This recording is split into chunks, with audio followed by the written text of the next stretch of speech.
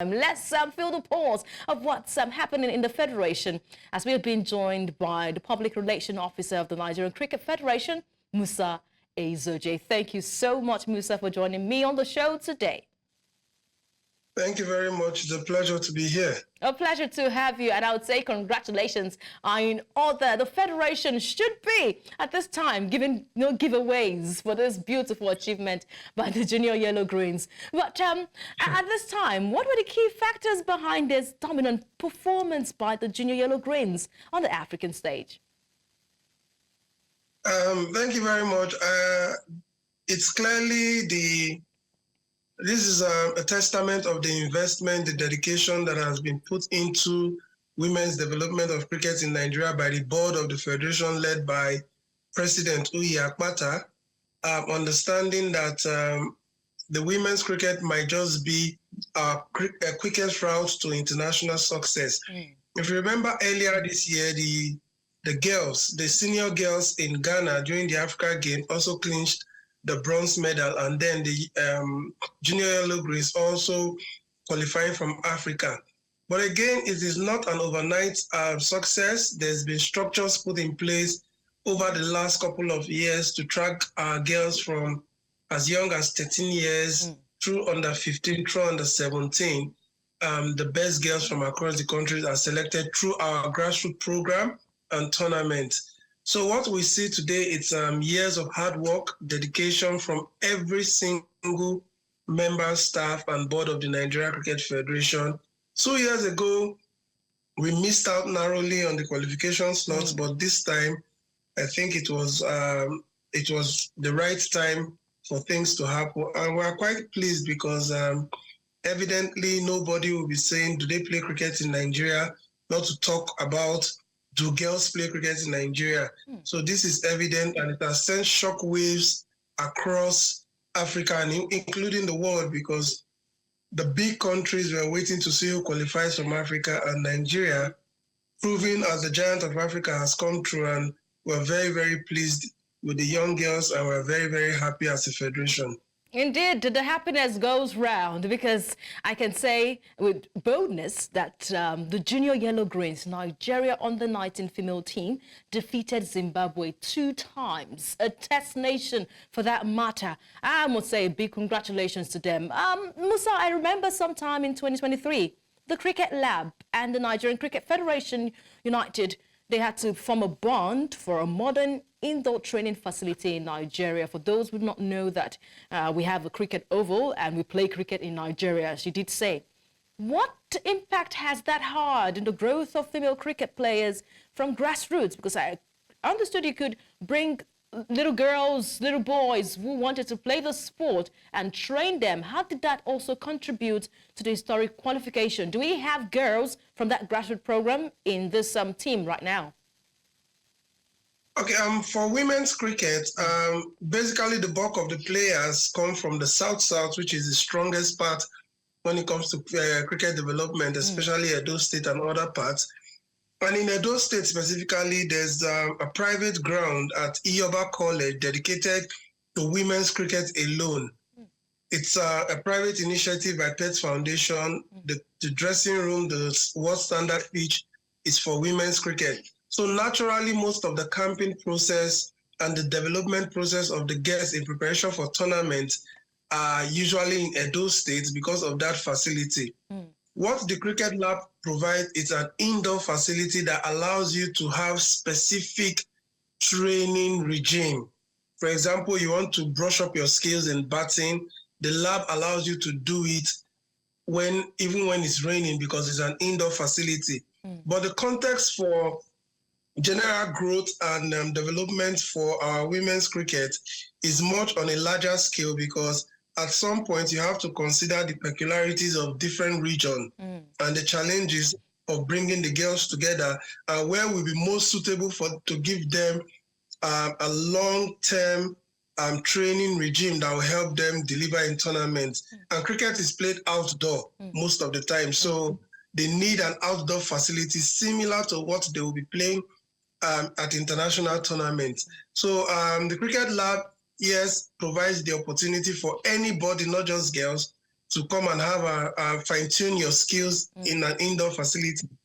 But the overall gains can be attributed to our facility development across the country, outdoor facility, 2 in Abuja, 2 in Lagos, 2 in Benin, 1 in Kaduna almost coming up, and 1 in Akwa Ibom almost coming up. And plans to also expand it to Ibadan, Liberty Stadium, and of course, Kwara State. Okay, Musa. That is the yes. But do we have any of the beneficiaries of this particular bond with the NCF and also the Cricket Lab in this competition right now? Are they part of the successes? Not necessarily. Like I said, the bulk of the players come from the south, okay, and some other from the southwest as well. The Cricket Lab, it's like I said, it's anybody that can use that place, but it's not like an academy that produces players. Okay. The Nigeria Cricket Federation produces virtually all the players in Nigeria through their structure. The Cricket Lab is a private facility in collaboration with NCF that allows specific people, senior male, senior women, even the Nigeria Cricket Federation, for a particular reason at a particular time. Okay. So the girls are more of a national structure and a national development pattern. Okay. For Nigeria, yes. Okay, great for them. Can you shed a bit of a light? Because I know that Malaysia, the next attention will be given to their preparation going into the competition. But can you shed light on the level of support, investment that the junior female Yellow Greens received on their journey to this ICC Under-19 Women's World Cup ticket? First, like I said, I'll always give kudos to the board of the Nigeria Cricket Federation, because sometimes when some decisions are made, you tend to query it because it's difficult to see the broader picture. For example, we have a foreign coach in Sarah Bakita that's from Kenya, working with our women's coach, Etim Blessing, who retired after the Africa game, our longest serving player, working together. So the coaching structure is entirely female, and some people felt they needed to be more experienced, but the board of the Nigeria Cricket Federation kept faith with those our lady coaches, and they have delivered. And they gave them every support, financial support, moral support, allowances were paid, facilities were provided, equipment they needed at each time. They were a major priority for the board. So a lot of investment, financial and otherwise, went into the girls' qualification. Now that we're going to the World Cup, it means we have to triple our efforts in preparing the girls. For example, we will have to engage in training tours, and preferably we might look at the possibility of touring outside Africa if we are able to get the means, that's the money and the partnership, tour outside Africa and expose the girls to that level of cricket before they go to the World Cup. So it's also an opportunity for, you know, they say success has many friends, but indeed, failure is a...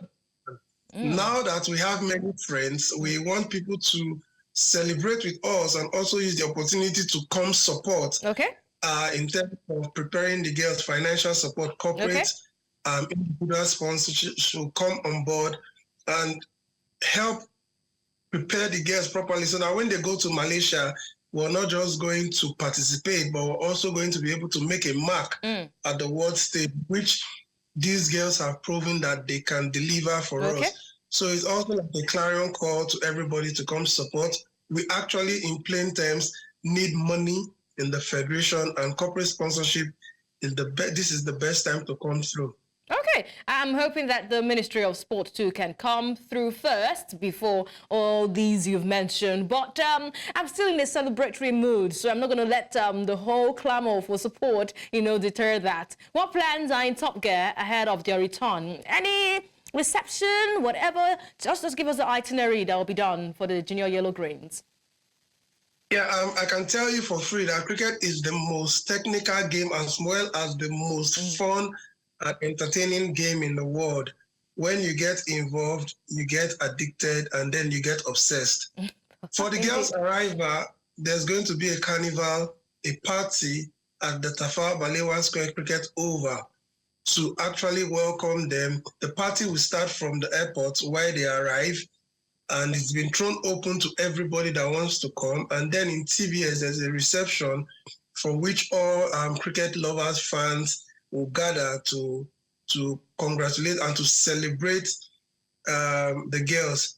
The Federal Ministry of Sports Development is already sending delegates to wait at the airport, and they're also going to be part of the entire process. So it's going to be fun and carnival in Lagos as the girls arrive. So if possible, you guys can also come with your cameras and join the party. We're not going to miss that party, indeed. They say if you do things that are excellent, you celebrate it excellently, and that's what I'm sure that the junior female yellow greens will get. But remember, these are women putting Nigeria on the world stage. So please celebrate and give them their flowers. Thank you so much. We've been speaking to the Public Relations Officer of the Nigerian Cricket Federation, Musa Ehizoje. Thank you so much.